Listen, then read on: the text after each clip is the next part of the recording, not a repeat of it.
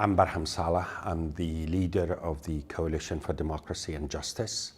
It's a political movement that aims to bring about change through the ballot box, through the democratic process, to bring about a good governance that is badly needed for Iraq and for Kurdistan.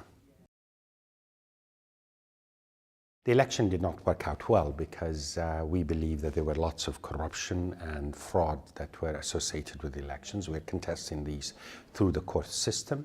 It was unfortunate that the elections was marked by two things. Number one, not many people participated, and that was a statement by the population of their dismay about the political elite and the political process in the country, lack of confidence in it.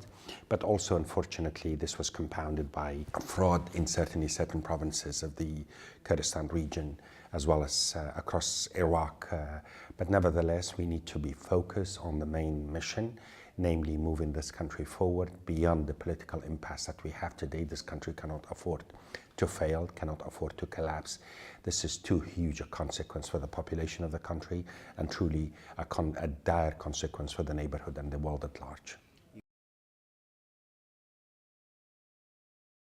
It's important because I think the alternative to your vote is to resort to other undemocratic means.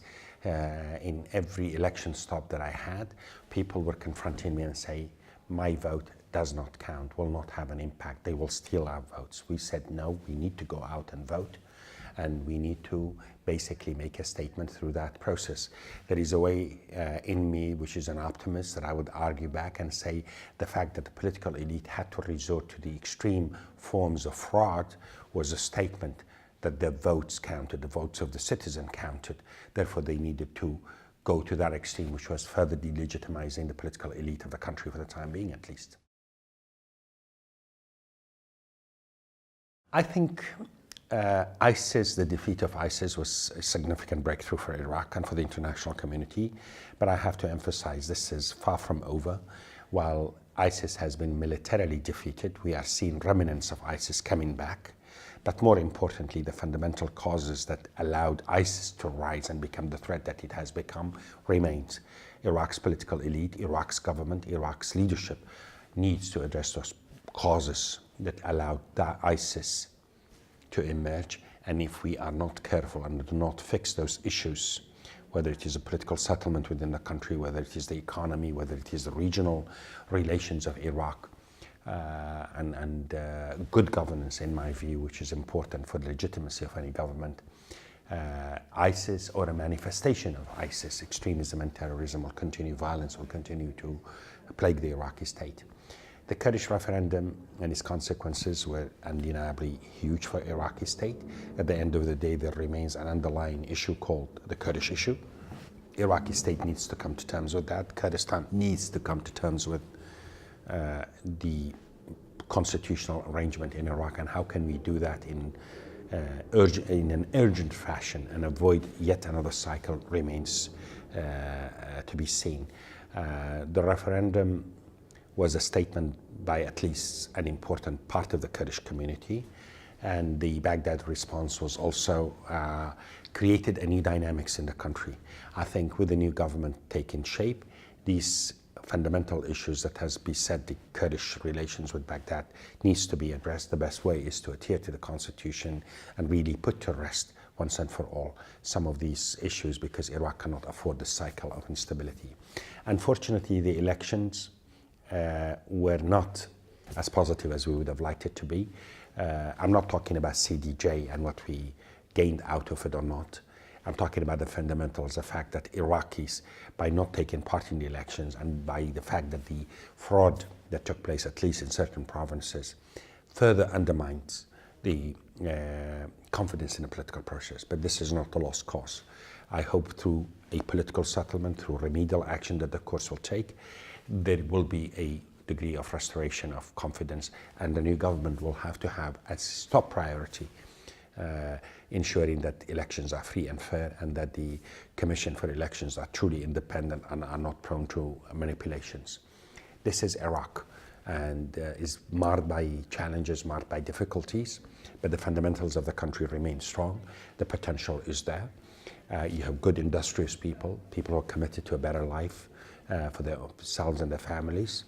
The neighborhood needs Iraq in a way to be stable and secure. The choice for Iraq and Iraqis and for the neighborhood and for the international community, either Iraq turns into a zone of proxy conflicts and Iraq's political process is very precarious to say the least. I don't think it can afford that, it cannot sustain it.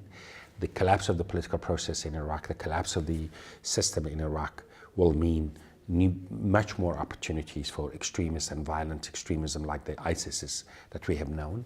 The alternative is to come to a compact within Iraq, supported by the international community, by the neighbors of Iraq, in which the prosperity, the stability of Iraq will be the common denominator for our neighborhood. And that is doable. It does not have to be like this. Iraq offers opportunities, but yes, it has many, many challenges. It has been beset by corruption. It has been beset by a bad governance that we can do better. There is lots of Iraqi talent out there that can make life better.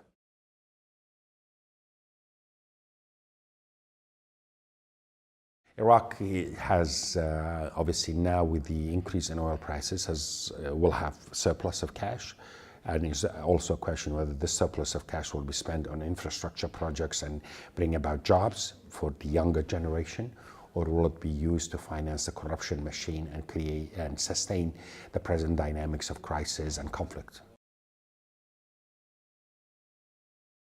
The campaign that we fought in the Coalition for Democracy and Justice was based on mobilizing the youth vote. And truly, in Iraq, in Kurdistan, you have a young generation that is talented, that is motivated, but I have to say, they are not terribly confident of the political process, for good reason. The challenge is to really motivate them enough and bring them the confidence that they can be party to a process of change in the country and transform the direction of the country. Again, I'm fascinated, inspired by the younger people that I meet. They are talented. They need to be given opportunities for the sake of the country. They need to be given opportunities for the sake of salvaging the country from the cycle of violence and crisis that has beset us for such a long time.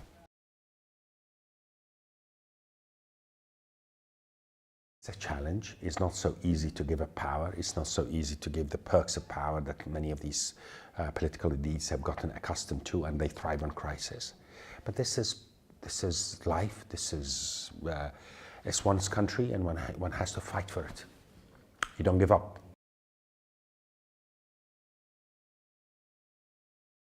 I don't want to be superficial about this. Doing business in Iraq is not easy, yet it's high risk, high rewards. The worst, obviously, thank God that the security environment has stabilized, but the bureaucracy is a problem, which is improving, to be fair. The government has done some important initiatives to reduce the bureaucratic impediments to doing business in Iraq, which is positive and good. Certainly in Kurdistan is advantageous in so many ways. However, the corruption in the system remains a major problem, especially for international investors. But Iraq is a highly lucrative market and has a lot of potential. Good business people with a commitment. I think they can find a niche and many opportunities that can be of great reward for them.